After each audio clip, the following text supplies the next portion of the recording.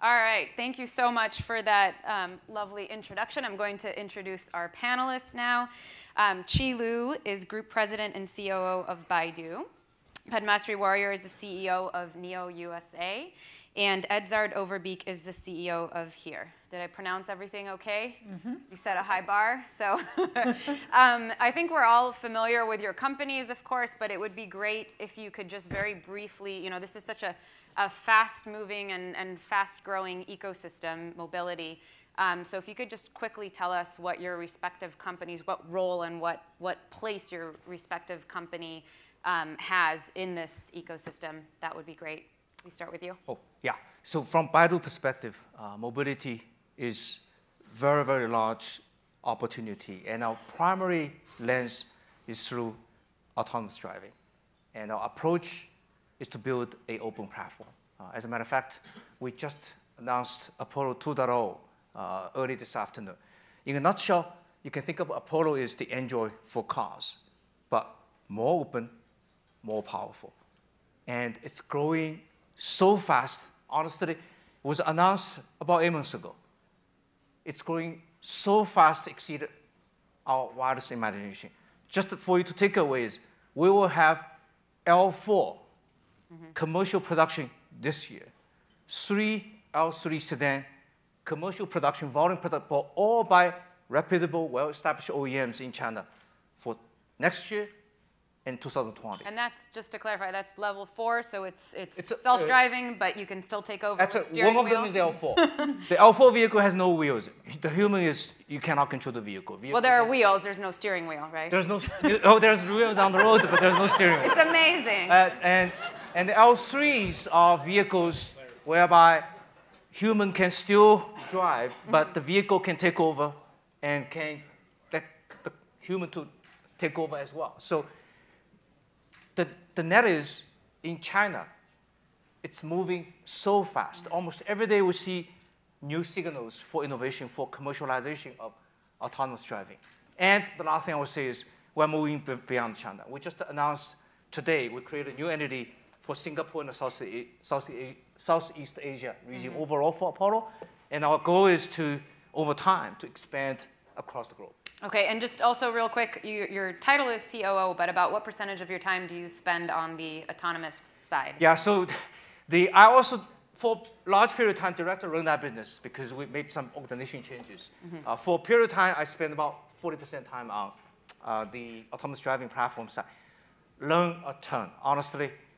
Every day is learning so much by talking to our partners, developers, customers. It's vibrant. Okay, great. Padmasree? So probably on this stage, I'm the company that no one's might have heard of yet or might not. How many of you have heard of Neo? How many? Wow, you are at CES, so. That's great. So Neo is a startup. I knew nothing about cars till 2 years ago, except that I loved owning cars. I hated being in a car. And I was Chief Technology and Strategy Officer for Cisco until September 2015, and left to change transportation with technology. And I took over as a CEO for Neo US. Neo, we call it a global startup. We are essentially have 2 large operations, one in China, one in the Bay Area in Silicon Valley. In Shanghai and Silicon Valley, we feel 2 of the, I would say, the centers in the world that are fast changing what the mobility of the future would be. Our focus initially is the China market. We just about a month ago launched our first vehicle in China. It's a 7-seater SUV, full electric vehicle with what we call level 2+ ADAS initially. That is going to be in production now this year in 2018. We in Silicon Valley focus on all the technology elements to make that and drive that to become fully autonomous. So level 4 with the steering wheel and with wheels as well. But always good. Where a human can take over. And by the way, people always confuse level 4 with having steering wheel or not, and that's actually not the real definition.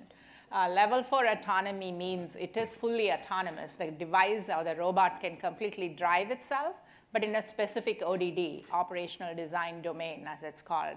And the operational design domains, typically people define as a certain area. Waymo, for example, defines their domain as a geofenced region. It could be Mountain View, Phoenix in their case. In our case, when we say level 4, we are defining our ODD as a highway. So we are focusing on commute as the use case for level 4. So it really doesn't have anything to do with steering wheel or pedals, although most people think level 4 means it has steering wheels or pedals. Level 4 means what is the ODD? It's a particular ODD. Level 5 means there is no restriction on the ODD. It is autonomous no matter what the area is. Does it start at 0 or 1? It starts at 0. Level 0 is fully manual.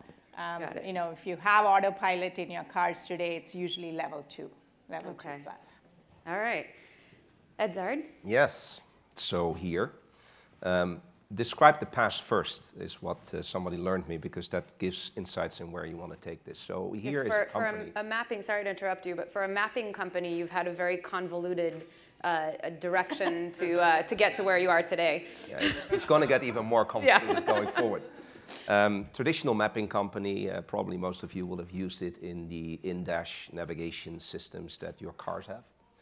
But you will also use it if you use Amazon or Facebook or Microsoft or any of these large platforms. And what we're trying to do, because I want to get this into reality, because this is a big undertaking if you want to disrupt the $10 trillion market, right, is to start building a true real-time representation of the physical reality. So what does that mean? It means that you have the largest data sets collected into a platform real-time, use computer vision, artificial intelligence, machine learning, to start create a dynamic at high definition precision, 3-dimensional in any city in the world, indoor and outdoor, offline, online. And if we would succeed to do that, we would start to become a canvas for every business solution that is basically out there, starting with autonomous cars, because they need to locate themselves, going into drones, because they need to fly themselves, precision location in cities and outside, and starting to use advanced robotics to support aging populations in Western economies and many other use cases. So that's in a nutshell the convoluted path we're going to follow going forward. Okay, so I think one of the things that all of us are trying to figure out is who competes with whom and who partners, and there's so much going on in this space. So can each of you talk a little bit about how you view that, how you think this will shake out, and maybe just to start with something more specific. One of the things that is seen as very promising in autonomous vehicles of the future is having some AI assistant internally, right? So you guys obviously have done a ton of work on this and are touting your product. Are you building your own? Where would you partner and where would you compete for your two companies? Let me maybe stop because Padma knows this. We've been Baidu and NIO being partners, but the NIO team built their own voice assistant, and I was telling Nihao, I'm trying to convince William at some point to adopt the Baidu platform, but Baidu is an investor in NIO. Yes, we are just full disclosure. Baidu invested in NIO, and I was in your Shanghai R&D labs. I was in the new vehicles. We've been working together, the two teams. And William is the founder of NIO, the larger company. Right. So in terms of the overall relationship, we fundamentally view open ecosystem with a simple but healthy business model is the way to go. And we're seeing the benefit of doing that. Because before I arrived, the Baidu teams, the self-driving team, wasn't clear what we do. Should we build cars? Should we do services? In some ways, we see certain companies still struggling with that. But strategy is about making choices. You can't have everything. So we made a clear set of calls. For Baidu, we're going to make money we think we are the best at it, which is services, algorithm, data, high-scale computing. Essentially, we're like Android. For Android, if you are Samsung, you can take Android for free, but you have to use Google search. For us, it's similar. There's a set of services you will use if you use Apollo, no string attached. The services are HD map. HD maps, essentially, it's a geospatial dimension that tells the sensor of the car where the position is. And I very much believe Baidu has the very best HMAP technology. We have our own fleet and the precision for all objects, lane, separation, streetlights, everything at the centimeter level. Edzard, do you concur? I think Baidu is very advanced. Yeah. And I think we all try to solve a very complex problem. So my answer to your question is everybody competes and everybody partners. And I think in the first stage of a market that is as big as we're playing in, that's the normal stage that we're in. But you then need to very quickly start to build your ecosystems. And Baidu is building their ecosystem. We're very close to Baidu in many of the things that we're doing. And we're also building an ecosystem that is vertically integrated, because we believe that there's no single company on the planet that can solve this all by themselves. And those companies that think that, I think, have lost the battle already. This is far too big and far too complex. So choosing your partnerships strategically at the infrastructure layer, the platform layer, and the application layer, deeply integrate, which means you commit to each other, which is part of the hard things we're trying to solve, will give you access to markets and access to standards that you can then start to monetize on.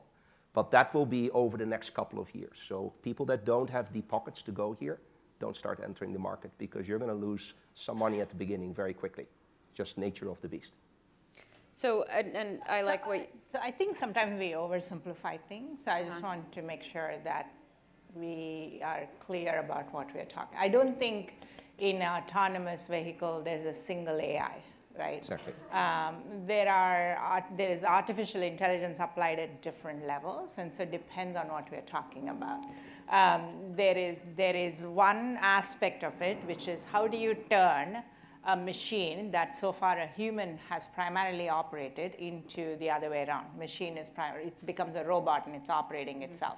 That is computer vision, everything Jensen's talked about. You know, the ability to look at images and process information at a very rapid pace. So there's a big compute war on the CPU is a GPU, and there is computer vision. There's AI associated with the computer vision. There's perception, there's mapping, right? There is that part of it, which is all focused on making the machine the most reliable driver on planet. That's the goal of that AI. Then there is another AI which turns you as a passenger in the vehicle, turns the vehicle into your living room, right? Which is a different AI, which is now understanding where do you want to go, what music do you want to listen to. If you're not driving and if you're getting 1 to 3 hours of your time back, we say our vision for our company is give people time back. We don't say anything about driving. We don't say anything about autonomy. We don't say anything about level 4, level 5. Who cares? Nobody cares. At the end of the day, when you get into your car, you want that machine to take you to another place, and you want your time back. And when you get your time back, what would you do with your time? There is another AI agent that is understanding that preferences, which is perhaps no different than Alexa today or something else, right? There's another level of AI capability there. And there's a third level of AI, which is even beyond that, and somebody, I think, Deloitte talked about this, like this. It's going to disrupt many different services. Shopping, understanding, you know, your preferences in the context of the time of the year, time of the day. So there's AI there. So when you say who's going to own the AI, it really depends. The reasons today there is a confusion on who partners with whom, who's competing with whom is I think we try to muddy the waters with everything, right? You know, there's an ecosystem getting built around turning the car into the most reliable driver. The car becomes the driver. Then there's an ecosystem that is understanding your preferences. You, not only you as the passenger, but who else is in the car? Is it a robo-taxi, or is it just your family? That context is very different. But so are you guys building out your own AI assistant, though, or are you partnering for that? Which AI assistant? That's the reason I asked. The voice part. Yeah, the voice part. Yeah, so for the voice product, no. As a startup, it's impossible to build that. Companies have spent years, right? Siri, Cortana, Alexa, you were at Microsoft before, now you're at Baidu. I mean, people spend enormous amount of resources to do that. I don't think that's the point. I think there is a mistake in thinking the car will be like a smartphone. It won't be. It's not an app. You're not going to sit in your car, in an autonomous car, and touch a Yelp app to find a restaurant. You're just going to ask your car to take you to the nearest 4-star rated Chinese restaurant within 5 miles, right? So there's an AI agent you're invoking there, which has to have capability in the cloud. So I think it is going to be a fascinating ride. I don't think anyone's figured out what the answers are going to be. We've done a lot of user research, and people tell us it's very different from the smartphone. In your phone, if you're listening to your music, your Spotify playlist or your iTunes, you're listening to that music through your headsets. It's your personal experience. In a car, if you're listening to music, it depends. If your spouse is in the car, if your kids are in your car, you listen to something different than when you're alone in the car. So the context matters a great deal. So, and I want to ask all three of you actually, because all three of you care about the in-car experience and come at it from different aspects. But if you're looking at, most of what we hear about autonomous is within the context of ride-sharing services, not about ownership of autonomous vehicles. And I know you have a slightly different take on it. If, in fact, the majority of these autonomous rides are going to be taken within the context of ride-sharing services, and most of those are relatively short, how much does that experience really matter to people? How much time are you really going to have for content consumption or looking up things? Yeah, I think so. I think there's two distinctive use cases. There's a particular use cases in mega urban centers, which is going to be mobility as a service, right? And it happens today, and I would argue it happened always. If you lived in Manhattan, you probably took subways anyway. You didn't own cars for a long time. Now you may take a Uber or Lyft, and in the future it'll be an autonomous level 5 vehicle that'll pick you up. But many people drive for miles, hours. In the United States, 140 million Americans drive more than 30 minutes each way to work and back. I don't think that scenario will change. So you may buy, maybe I think Jensen was talking about parking spots. If you have a level 4 a level 5 car, you don't need parking spots. It can go park itself. It can drop you, go park itself somewhere else. So I think the urban structure will also change. I don't think mobility as a service is going to completely eliminate ownership. It'll reduce ownership, but we will use our cars we own maybe differently, right? My car can drop me at work, go pick up my kids and drop them at school, come back, pick up my groceries. So there'll be other utility types of things that the vehicle can do. I think also if you take what Padma just said, right? So if you just do plain computing in a car and you take a curve, then I think you will find yourself very quickly in a theme park, right? Because it's not a humanized experience in that car. So having connection to the sensor cluster in the car, really understanding what that car is capable of, what your preferences are, which circumstances you are. Are you in a rain? Are you in a sunny environment? All those data inputs, real time, will set that experience. If you move up that stack, as you experience that ride, you now start to connect towards what you want to have at that particular moment. Did you just finish a tense business conversation? Are you in a private setup? Are you with your family? Are you with somebody else? How do you configure that car?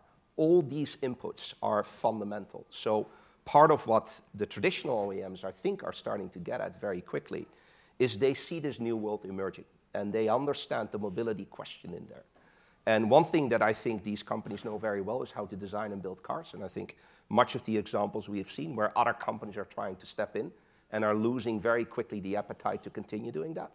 Now, on the other side, how they will develop infotainment, entertainment, location-based services, advertisement, all of that into the car is the question that I think we're all answering as we move forward. So those multiple layers need an approach of an open platform approach, because it's not just about sensor data. It's about the probe data, it's about the POS data, it's about in-venue data, it's about this data, that data, and correlate that into a profile for you as you move through your daily life. Once we've cracked that code, a humanized experience in a things world will become reality. And I think that's really what we're all after. If I may just add to, because the in-car experiences, I think plenty has been said. What I want to emphasize is that mobility or autonomous capabilities offers different type of human experience that we're seeing as part of Apollo ecosystem. And the commercial production of all those are just different scenarios. Let me give you a couple of examples. One is parking. For a typical Chinese residential areas, the parking spot to the place you live about 4 or 5 minutes walk. You have kids, you have grocery bags. Now, the scenario is you go to the street where your home is, leave the car, push a button on your phone. It goes to that with low speed L3 capabilities, plenty. And another common scenarios that customer willing to pay for is in tier 1 city of China on average days, about hour and a half. You know you're gonna stuck in this. It's just gonna go like this. And the capability we design our cars is the car will say, let me take it over. If I need you, the car is not really sure, I will, let's say, take a look. But do your email, read your book, do whatever. And people are willing to pay for that. The key is that autonomy, once you think about, doesn't have to be full-blown L4 or the definition that Padma just elaborated. Because when I initially take over, L4 is going to be 2020, 2021. No, it is this year, next year.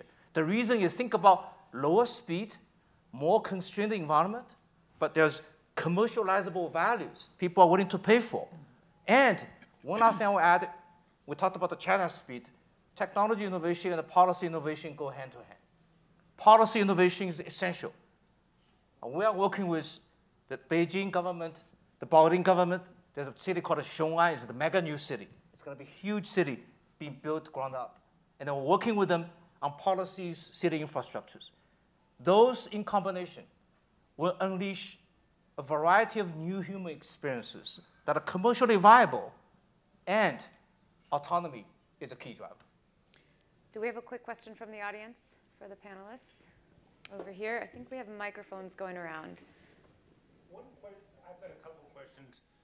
Do you see, there's so many different companies working on autonomous technology right now, some of which have deep pockets, some of which don't have deep pockets.